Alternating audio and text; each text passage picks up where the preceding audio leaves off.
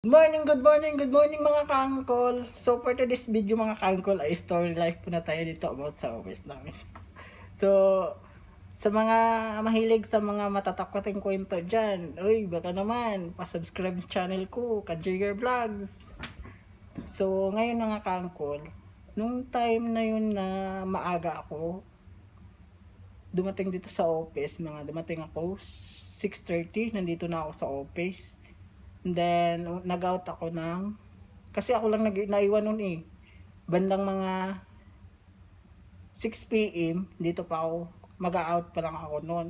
So, may napansin ako dito sa meeting area namin.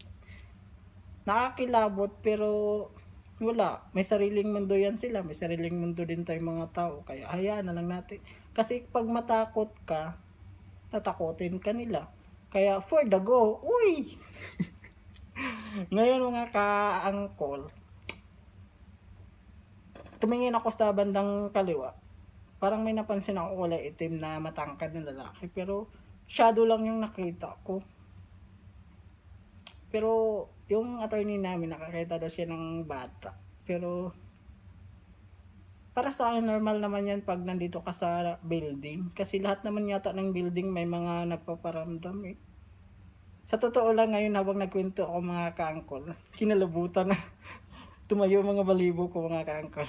So, wag lang natin yan sila pansinin. Nandyan naman yan sila eh. Normal yan sila. Kasi hindi naman tayo lang mga tao nakatira dito sa mundo mga ka-angkol. Kaya, for the go. So, bago magtapos ang ating kwento tungkol sa mga ganyan mga ka-angkol, mamaya-maya kasi, marami kasi yata akong gawin maya-maya. Kaya, hinintay ko na lang sila secretary at sila attorney. Kayo mga ka-angkol, kung may mga kwento kayong katakutan, baka naman, pa-share. Then, subscribe. Click, subscribe, like, and share. Please, don't forget to follow my Facebook page, Kajiger Vlog. Thank you. God bless mga ka-angkol.